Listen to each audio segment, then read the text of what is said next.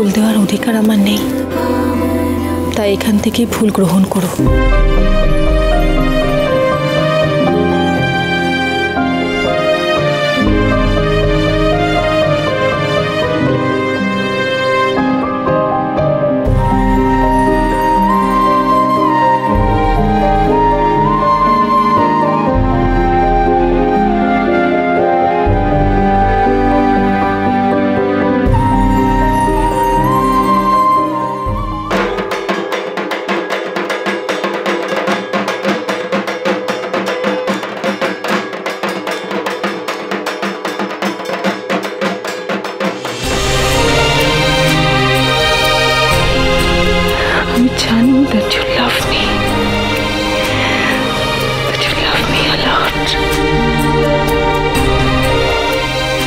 কেন আমি আপনাকে সবটা বলিনি?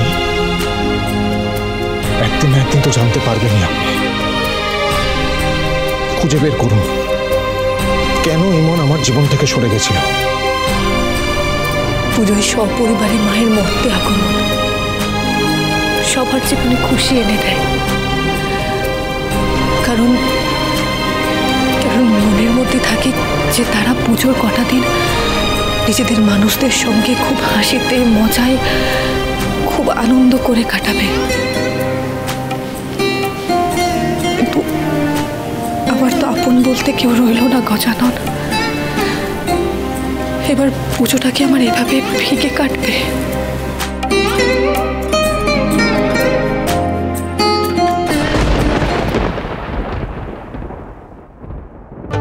দেখেছো কাল এত কিছু ঘটে গেল, আর তাও দিদিভাই সকাল সকাল এসে বাড়ির কাজে মন দিয়েছে।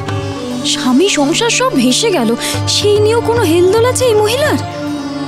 নাকি শোক দুঃখে মাথাটাই পুরো খারাপ হয়ে গেছে?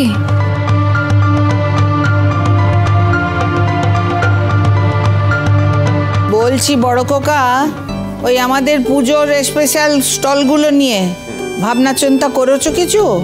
ওই যে বড় বড় বিজ্ঞাপনগুলো, সেটা কোথায় কোথায় যাবে না যাবে তার ব্যবস্থা হয়েছে? হ্যাঁ মা, ওই বহু পুজো কর্মকর্তা এমনি এমনি আমাদের সঙ্গে যোগাযোগ করেছে। মানে সুধা গজাননের পুজোয় আমাদের ফার্স্ট প্রাইজটা এনে দেওয়ার পরই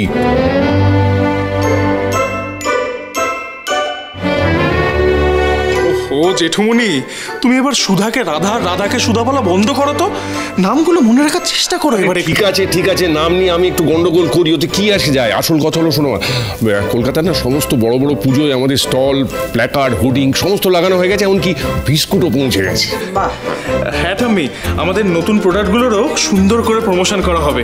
বহু স্টলে ক্রেতাদের নতুন বিস্কিটগুলো খাইয়ে মতামত নেওয়া হবে, আর বিস্কিট নিয়ে নানান রকমের মজার মজার খেলাও থাকবে। আমি অনেক বুদ্ধি করে প্রোডাক্ট প্রমোশনের এই আইডিয়াগুলো বার করেছি ঠাম্মি। তুমি দেখবে এই পুজোর মধ্যে আমাদের বিক্রি বাট্টা এত বেড়ে যাবে না যে তুমি নিজে থেকে আমার পিঠ চাপড়ে দেবে গর্ব করে। তাই যেন হয়। তো তোমার বউ তো এখনো অবধি কিছু এমন করে উঠতে পারেনি যাতে কি গব্ব হতে পারে আমার। তুমি অন্তত সেই সুযোগটুকু দিও। উফ, ঠাম্মি সকাল সকাল আমাকে ঠুকে কথা বলা শুরু করেছে। এরপর আমি কাজ করছি না দেখলে আরো কথা শোনাবে। ওরে বাবা রে।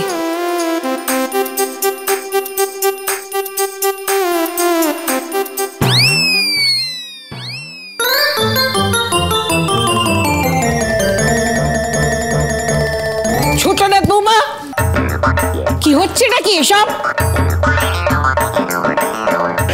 এই তো ঠাম্মি, সকাল সকাল উঠেই বাড়ি পরিষ্কার করছি। আসলে সামনে পুজো তো। তোমার মাথায় কি গোবর পোড়া নাকি? হ্যাঁ, কোনো কাজটাই তো ভালো করে শেখনি দেখছি। কেন ঠাম্মি?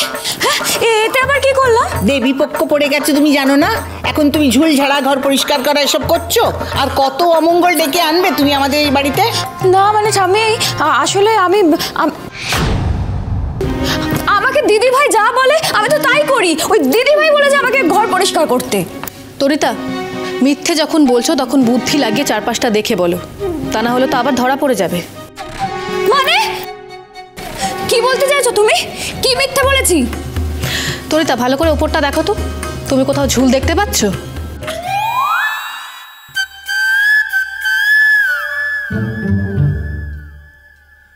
এই রে, বাড়ি তো পুরো পরিষ্কার। এই যে তুমি এই ঝুলঝাড়ুটা নিয়ে এত কাজ দেখাচ্ছ না, এইটা তো বাতিল করা ঝুলঝাড়ু, স্টোর রুমে ছিল, তাই তো এতে এত ঝুল, আর তুমি এইটা দিয়ে পরিষ্কার ঘরটা নোংরা করে দিলে।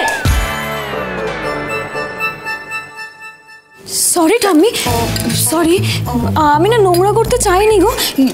আমি এক্ষুনি ঝাড় দিয়ে সব পরিষ্কার করে দিই। থাক, তোমাকে আর পরিষ্কার করতে হবে না, যাও রান্নাঘরে গিয়ে রান্নায় মন দাও। আর শোনো, এই জামা কাপড়গুলো ছাড়বে রান্নাঘরে যাবার আগে। তোমাকে তো সব বুদ্ধি বাতলে দিতে হয়, নিজের থেকে তো কোনো বুদ্ধি নেই তোমার মাথায়। যাও।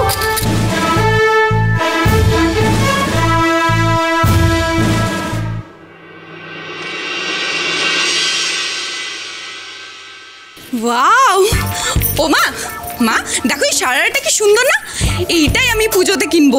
এটা দেখে একদম চোখ ফেরানোই যাচ্ছে না, আর এটা পরে তো পুরো আমাকে অপসরার মতো লাগবে। বলো বাবারে, কি এমন জামা রে যা পরে একেবারে তোকে অপসরা লাগবে? আরে সব ছাড়ারা ফাড়ারা কি, বাপের জন্মে সব নামও কোনোদিন শুনিনি। কি করে শুনবে, তোমাদের টাইমে এসব ছিল নাকি? আর এটা এখনকার ফ্যাশন। আর তুমি জানো কত কষ্ট করে আমি এই ম্যাগাজিনটা খুঁজে পেয়েছি। এই ম্যাগাজিনে একদম এখনকার ড্রেস, এখনকার ট্রেন্ডি ড্রেস, ডিজাইনারের জামা কাপড় আছে। আর এই পুজোতে তো আমি এই জামাটাই কিনবো। হ্যাঁ, পুজো পুজো বলে তো একেবারে ধেড়ে করে নাচছিস। এই পরিশ্রমটা যদি একটু পড়াশোনায় করতিস তাহলে সেটা কাজে দিত। ওই হারারা সারারা নিজে নিজে টাকা দিয়ে কিনে নিতে পারতিস। আর ওই যে মহারানী, সে তো বিয়ে করে শ্বশুরবাড়িতে ড্যাং ড্যাং করে নাচছে, আমাদের মাথার উপরে এক গাদা দিয়ে না চাপিয়ে দিয়ে। এখন ওই তেজ বসু মল্লিকরা যদি এই কেস উঠিয়েও নেয় তাহলে 30 লাখ টাকা কি ছেড়ে দেবে? জানি না, আমি কিচ্ছু জানি না, আমার মাথায় কিছু আসছেও না। তার মধ্যে তোর এই ওই পুজোর জামা নিয়ে খালি ঘ্যান ঘ্যান ঘ্যান ঘ্যান কানের মধ্যে আমার একবারে অসহ্য লাগছে। সর তো, সর সর সর এখান থেকে সর। ছোট বৌমা, ছোট বৌমা, হ্যাঁ এই নাও। ডাকছেন? হ্যাঁ, এই টাকাটা রাখো তো। প্রথম বছর মেয়ের বিয়ে হয়েছে, এবছর তাদের হাতে কিছু করে তত্ত্ব না পাঠালে চলে। এটা দিয়ে একটা জিনিস কিনো, কেমন? টাকা আপনি কোত্থেকে পেলেন মা? ঠাম্মি নিজের কানের পাশা জোড়া বিক্রি করে দিয়েছে কাকির, আমাকেই দোকানে দিয়ে আসতে বলেছে। এটা কি করেছেন আপনি মা? এই টাকা লাগবে না আমার, আপনার গয়না বিক্রি করা টাকা। ছি ছি ছি, টাকা নিতে পারবো না আমি, এ সমস্ত কিচ্ছু করবার দরকার নেই মা। দরকার আছে বৌমা, উৎসব পার্বণের সময় এটুকু না করলে মান সম্মান থাকবে না। আর আমি এই বুড়ো বয়সে কানের দুল পরে কি করবো বলো দেখিনি? সবই একই জায়গায় লুটিয়ে দেবেন মা। বলি, আপনার কি একটাই নাতনি? আর কারোর দিকে আপনার কি চোখ পড়ে না মা? এই যে জলজন্ত মেয়েটা এখানে দাঁড়িয়ে আছে, ও কি বানের জলে ভেসে এসেছে মা? ওকে কিভাবে বিয়ে দেবেন সেটা একবারও ভেবে দেখেছেন কখনো? কাকি আর ঠাম্মি পারলে তো আমাকে খালি গলায় এক কাপড়ে যাত্রার গলায় ঝুলিয়ে দেবে মা। আমাকে নিয়ে ওদের কোনো পরোয়া আছে নাকি? সব দরদ তো ওই সুধাদির জন্য, কিন্তু এটা আর চলবে না। আমি সব কিছু ওই সুধাদির জন্য এভাবে লুটিয়ে দিতে দেবো না। কোনো দরকার নেই সুধাদির শ্বশুরবাড়ির জন্য ওসব জামা কাপড় কেনার। কই দেখি টাকাটা দাও তো আমায়। খবরদার!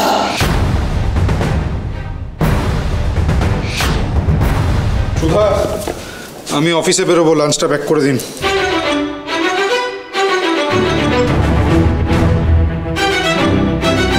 সুধা, আমার দেরি হচ্ছে, লাঞ্চটা প্যাক করে দিন।